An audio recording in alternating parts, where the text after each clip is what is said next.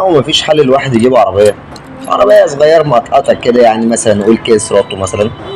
كيا سيراتو دي أصلا زمان كانت بحوالي 400 ألف جنيه، 350، يعني في الحدود دي يعني كده.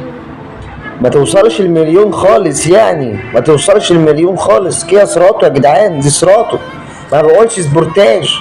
سبورتاج زمان كان ب500 ألف جنيه، دلوقتي بمليون ونص تقريبا، مليون ونص يعني إيه اللي قدامكم دي احدث حاجه في كاس سبورتاج. يعني انا بتكلم برضو في الاقل من دي، يعني الاقل من دي، ايوه هي دي كانت ب 530 الف جنيه، دلوقتي بمليون ونص.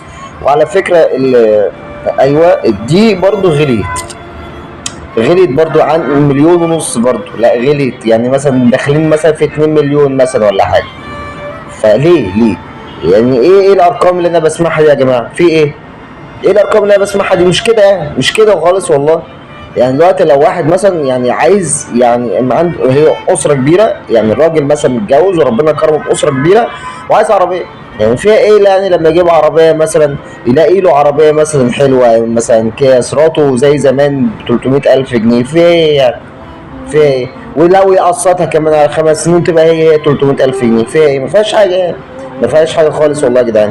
اما اللي انا اسمع مليون و2 مليون وارقام فلكيه، لا خالص. يعني الواحد ده يجيب عجله بقى، يجيب عجله كده ويروح بقى الشغل، يجيب بقى من الشغل ومش عارف ايه، ويفسح بقى الاولاد كمان، يعني عجله.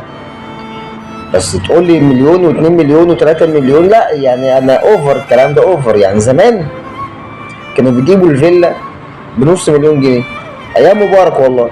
والله ايام مبارك كان الفيلا بنص مليون جنيه، دلوقتي الشقه بمليون جنيه، نفس ثمن العربيه. يعني دلوقتي الواحد مش فاهم بقى يجيب عربيه ولا يجيب شقه يعني. مع الواحد برضو مستغرب بصراحه، الواحد مستغرب هيجيب شقه دلوقتي ولا يجيب عربيه؟ فلو جاب شقه هيأجرها ويستفاد منها، اما العربيه هيقعد يصرف عليها. شغاله مثلا اوبر وكريم، هيبهدل العربيه ب 2 مليون جنيه عشان اوبر وكريم مشوار مثلا ب 50 60 جنيه. حرام برضه، يعني حرام جدا يا جدعان، والله والله حرام اللي انتوا بتعملوه فينا ده.